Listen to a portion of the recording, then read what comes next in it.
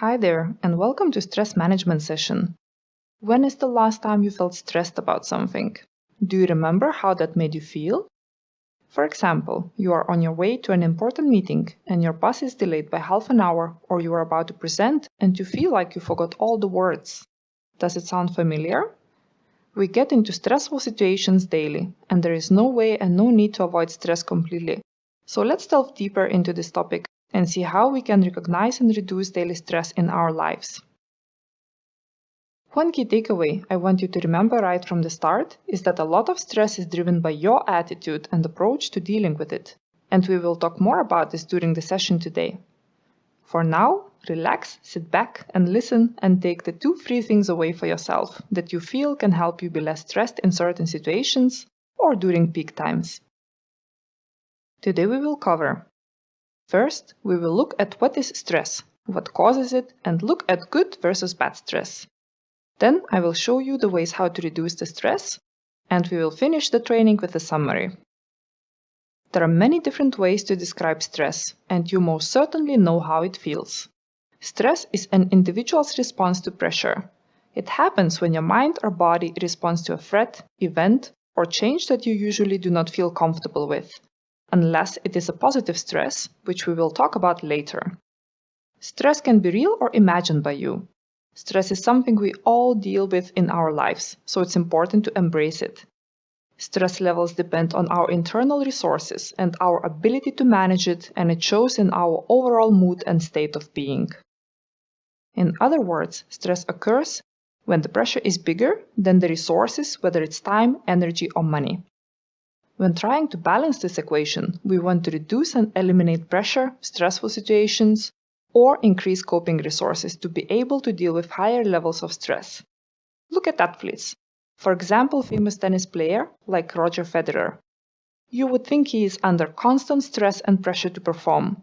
Millions of people are watching him and see every mistake he does. There is a huge pressure on him every game. How does he manage to bring his best and deals with the stress? The athlete knows he has the knowledge to perform at this level from experience, and this gives him control of the situation, at least most of the times. He prepares for the games for years, trains day in, day out, and does constant repetition to keep or improve the level he has. Same approach would work for us when practicing to become the best at what we do, whether it's taking a driving exam, attending a job interview, or presenting in front of a big audience. So how can we cope with stress better? A lot of stress comes from our thinking style and belief system, as well from how well we are prepared, organized, and how we manage our time. Once we do some adjustments there, stress will not be perceived the same way, and we will increase our coping resources. Have you heard about 90-10 rule? It says that 10% of how we do in life is based on what happens to us. The remaining 90% is how we respond to it. It means we can change situations depending on how we think and respond to them. Performance expectations in our roles will always be out there, but thoughts and attitudes will define how you perceive stress. In order to manage stress well, we should first understand how it works and how it affects our body and mind. How does our body respond to stress? When we perceive danger, the brain prepares the body for action by sending adrenaline and cortisol to various parts of our body. For instance, think about the time when you nearly missed a flight on the way to the event that you are responsible for. Did your muscles tense, heart rate increase, skin go cold? We all know the feeling of that rush of adrenaline, which was needed for you to run as fast as you can to catch that flight. Our responses to threats or feelings of danger have changed little since thousands of years. Originally, our ancestors fought to survive in order to meet the very basic human needs, which today we take for granted, such as the need for warmth, food, and shelter.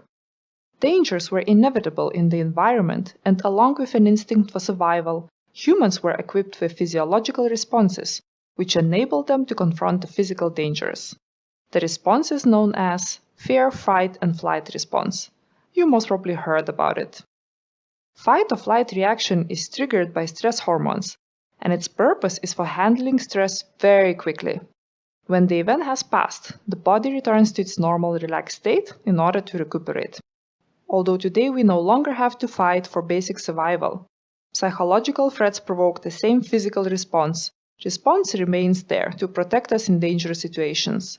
Unfortunately, today it's also triggered by the events that have nothing to do with physical safety or basic survival, as psychological threats provoke exactly the same physical response. As with the deadlines, pressure at work or school, or public speaking, they can all become stress triggers. This is not necessarily a bad thing, as we can see how the above physical reactions enhance our ability to perform. Problems, however, arise when the stressful period continues for too long and the stress hormones remain circulating in the bloodstream, maintaining the body in a high state of arousal. Let's take a look at the different types of stress. Positive stress or good stress is also called eustress. Is when you perceive a stressful situation as an opportunity that will lead to a good outcome. I'm sure you all have experienced this. For example, when you have prepared for a competition at school or elsewhere. Positive stress motivates you to deal with a challenge or accomplish a task. Good stress usually leads to feelings of satisfaction, accomplishment, well-being, wholeness, motivation, and it can increase your energy levels. This is what happens when you accomplish a big goal, doesn't it? In this case, the stress increases your performance. In contrast, negative stress drains us of our energy. We might have a feeling of pressure, anxiety, fear, or despair. We all have been there, and it's not nice, because it pulls us down and it doesn't feel good. Negative stress can be caused by deadlines, heavy travels, speaking in public if you don't like it, pressure caused by low performance, too much work, and feeling overwhelmed. Also, too little work can cause stress, and it's not good for us. Stress can also be caused by your teacher or manager, for good reason or not, or tricky work relationships. It's not as obvious, but a promotion can cause stress as well, as there are many new variables that might not feel under control yet. Yet, what I want you to remember is that stress is important for all of us in order to perform well, as it makes us stronger and it helps us to go further than we would have thought, through motivation, will, and adrenaline that was injected by the given challenge. If we can see stress in this positive way, it can create great excitement and help us become even better at what we do. You can see when stress is at the perfect level, your performance is highest. When, however, your stress is too low, performance suffers and outcomes are low. On the other hand, if stress is too high, it's not good either. With fear, anxiety, and too much pressure, your performance is low again, as your coping resources are too low. Consequently, you need to check that you reduce stress when there is too much of it, yet keep putting yourself out of your comfort zone and challenging yourself. Be aware of where you are in this chart, and make adjustments when the needle goes too far in one versus the other direction. I think it's needless to say that we prefer good stress over bad stress. Therefore, I want to share some important factors that will help you view and respond positively to a stressful situation. A belief system and mindset of hope, great expectations, and a positive outlook on your work. Stress is a personal perception and can be felt very different by two people who are in the same situation, but have different belief systems. What helps is a belief in yourself and your ability to manage the situation. Your perception that you have power and control over the situation. In addition, if you don't feel like this, then take actions to get control of it. By, for example, sitting down with your manager or a colleague. It helps to expect the best from yourself and believe that others expect the same. Expectation of a reward or bonus also help. These factors will give you positive feelings while dealing with the challenge.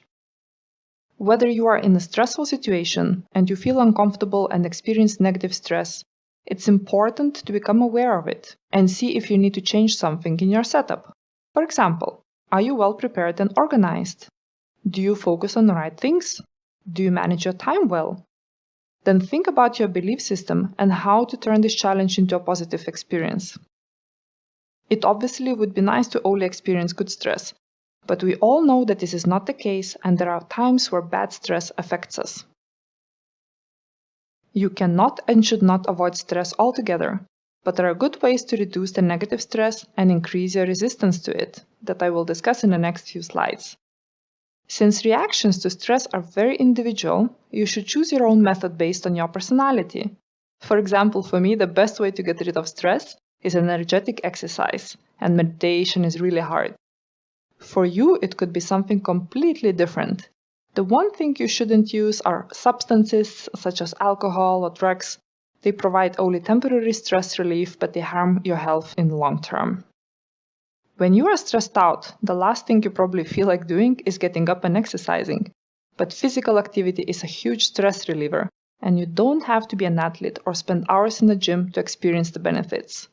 Exercise releases endorphins that make you feel good, and it can also serve as a valuable distraction from your daily worries. While you'll get most of the benefit from regularly exercising for 30 minutes or more, it's okay to build up your fitness level gradually. Even very small activities can add up over the course of a day. The first step is to get yourself up and moving. There's an abundance of evidence promoting the benefits of exercise on psychological health, including increase in assertiveness, confidence, well-being, and work performance. Other benefits include decreased absenteeism from work, alcohol abuse, anxiety, and depression. Athletes have consistently been found to possess more desirable mental health profiles than non-athletes, rating lower than average on fatigue and depression. Here are some easy ways to incorporate exercise in your daily schedule. Put on some music and dance around. Take your dog for a walk. Walk or cycle to the grocery store. Use the stairs at home or work rather than an elevator. Park your car in a further spot at the lot and walk the rest of the way. Pair up with an exercise partner and encourage each other as you work out. Play ping pong or an activity-based video game with siblings. While just about any form of physical activity can help burn away tension and stress, rhythmic activities are especially effective. Good choices include walking, running, swimming, dancing, cycling, tai chi, and aerobics. However, whatever you choose, make sure it's something you enjoy, so you're more likely to stick with it, since long-term benefits come from a regular exercise. There is nothing more calming than spending quality time with another person who makes you feel safe and understood. In fact, face-to-face interaction triggers a cascade of hormones that counteracts the body's defensive fight-or-flight response. It is nature's natural stress reliever. So make it a point to connect regularly and in person with family and friends. Keep in mind that the people you talk to don't have to be able to fix your stress. They simply need to be good listeners. And try not to let worries about looking weak or being a burden keep you from opening up. The people who care about you will be flattered by your trust. It will only strengthen your bond. Of course, it's not always realistic to have a friend close by to lean on when you feel overwhelmed by stress. But by building and maintaining a network of close friends, you can improve your resiliency to life stressors. Make time for fun and relaxation. Beyond the take a charge approach and the positive attitude, you can reduce stress in life by carving out me time. Don't get so caught up in a hustle and bustle of life that you forget to take care of your own needs. Nurturing yourself is a necessity, not a luxury. If you regularly make time for fun and relaxation, you'll be in a better place to handle life's stressors. Set aside leisure time. Include rest and relaxation in your daily schedule. Don't allow other obligations to encroach. This is your time to take a break from all responsibilities and recharge your batteries. Do something you enjoy every day. Make time for leisure activities that bring you joy, whether it will be stargazing, playing the piano, or working on your bike. Keep your sense of humor. This includes the ability to laugh at yourself. The act of laughing helps your body fight stress in a number of ways. Consider taking up a relaxation practice. Relaxation techniques such as yoga, meditation, and deep breathing activate the body's relaxation response, a state of restfulness that is the opposite of the fight-or-flight or mobilization stress response. As you learn and practice these techniques, your stress levels will decrease and your mind and body will become calm and centered. Poor time management causes a lot of stress in our working life. Our days are filled with so many activities that it is very simple to lose track of it all. When you are stretched too thin and running behind, it's hard to stay calm and focused. Plus, you will be tempted to avoid or cut back on all the healthy things you should be doing to keep stress in check, like socializing and getting enough sleep. The good news: there are things you can do to achieve a healthier work-life balance. Don't overcommit yourself. Avoid scheduling things back to back or trying to fit too much into one day. All too often we underestimate how long things will take. Prioritize tasks. Make a list of tasks you have to do and tackle them in order of importance. Do the high priority items first. You have something particularly unpleasant or stressful to do? Get it over with early. The rest of your day will be more pleasant as a result. Break projects into smaller steps. If a large project seems overwhelming, make a step-by-step plan. Focus on one manageable step at a time rather than taking on everything at once. Delegate responsibly. You don't have to do it all by yourself. If other people can take care of the task, why not let them? Let go of the desire to control or oversee every little step. You'll be letting go of necessary stress in the process. Maintain balance with a healthy lifestyle. In addition to regular exercise, there are other healthy lifestyle choices that can increase your resistance to stress. Eat a healthy diet. Well-nourished bodies are better prepared to cope with stress, so be mindful of what you eat. Start your day right with breakfast and keep your energy up and your mind clear with balanced, nutritious meals throughout the day. Reduce caffeine and sugar. The temporary highs caffeine and sugar provide often end with a crash in mood and energy. By reducing the amount of coffee, soft drinks, chocolate, and sugar snacks in your diet, you'll feel more relaxed and you'll sleep better. Avoid cigarettes and drugs. Self-medicating with alcohol or drugs may provide an easy escape from stress, but the relief is only temporary.